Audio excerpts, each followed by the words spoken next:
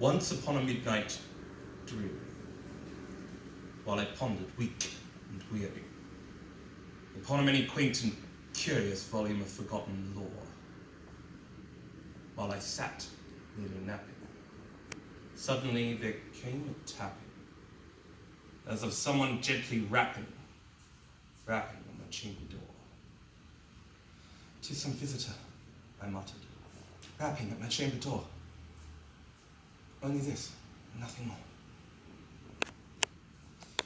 Distinctly I remember, it was in the bleak December, and each separate dying ember wrought its ghost upon the floor. Eagerly I'd wished the morrow. Vainly I had sought to borrow from my book Susse's sorrow. Sorrow for the lost Lenore, the rare and radiant maiden whom the angels named Lenore. Nameless here forevermore. And the silken, sad, uncertain rustling of each purple curtain thrilled me, filled me with fantastic terrors never felt before. So to still the beating of my heart I stood repeating, "'Tis some visitor entreating entrance at my chamber door. 'Tis some visitor entreating entrance at my chamber door. Some late visitor entreating entrance at my chamber door. Only this and nothing more." Presently my soul grew stronger, hesitating then no longer. "Sir," said I, "or madam, truly your forgiveness I implore. For the fact is, I was napping, and so gently you came rapping, and so faintly you came tapping at my chamber door, that scarce was sure I heard you." Here I opened wide the door. Darkness there, and nothing more. Deep into the darkness peering, long I stood there, wondering, fearing, doubting, daring dreams no mortal dared to dream before. But the silence was unbroken, and the stillness gave no token, and the only word there spoken was the whispered word, "Lenore?" This I whispered, and the echo murmured back the word, "Lenore? Lenore?" Merely this and nothing more. Back into my chamber turning, all my soul within me burning, soon again there came a tapping somewhat louder than before. "Surely," said I, "surely that is something at my window lattice. Let me see then what thereat is, and this mystery explore." "'Tis the wind, 'tis the wind, nothing more."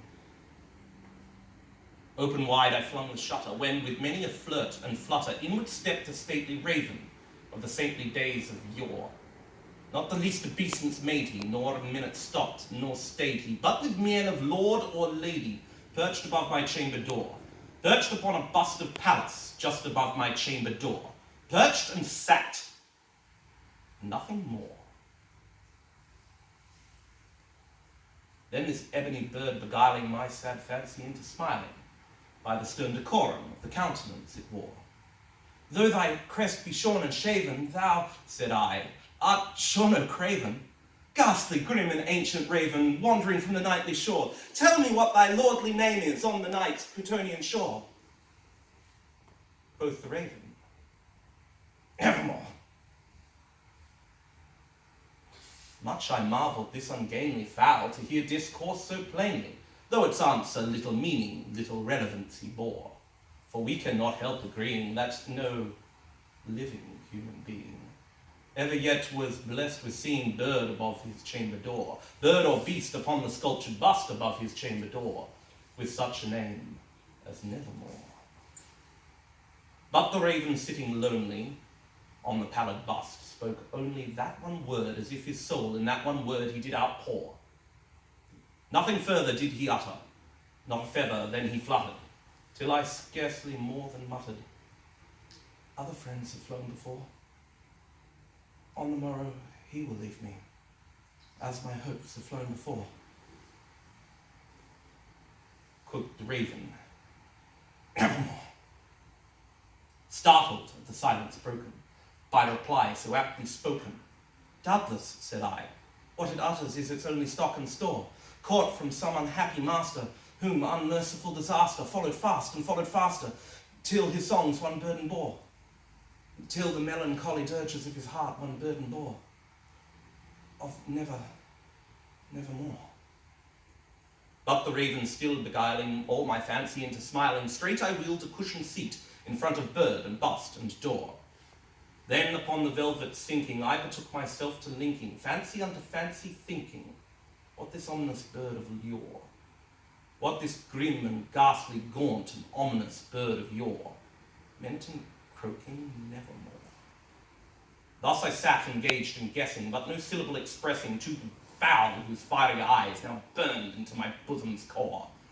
This and more I sat divining on the cushion, with my head at ease reclining, on the cushion's velvet lining, with the lamplight floating over, but whose velvet violet lining with the lamplight floating over, she shall press nevermore.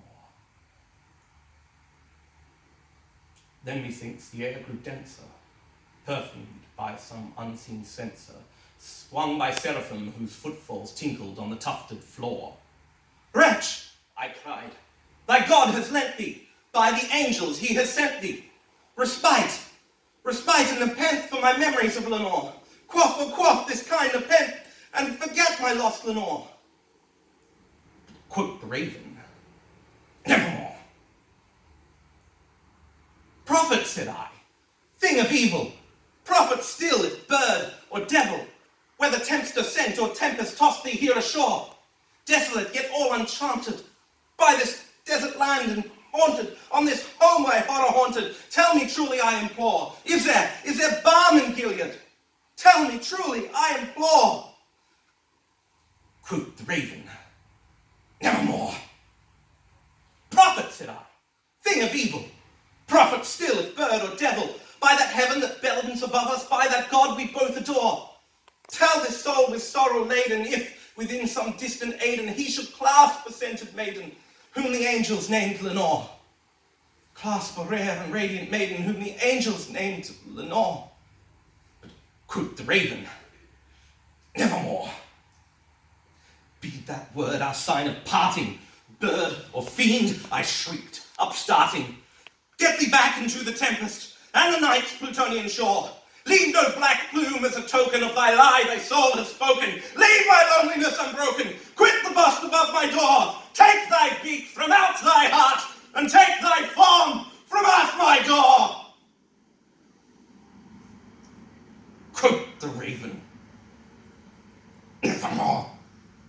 And the raven still is sitting, never flitting, still is sitting on the pallid bust of Pallas just above my chamber door, and his eyes have all the gleaming of a demon's that is dreaming, and the lamplight over him streaming throws his shadow on the floor, and my soul from out that shadow that lies floating on the floor shall be lifted. Nevermore, nevermore, nevermore, nevermore.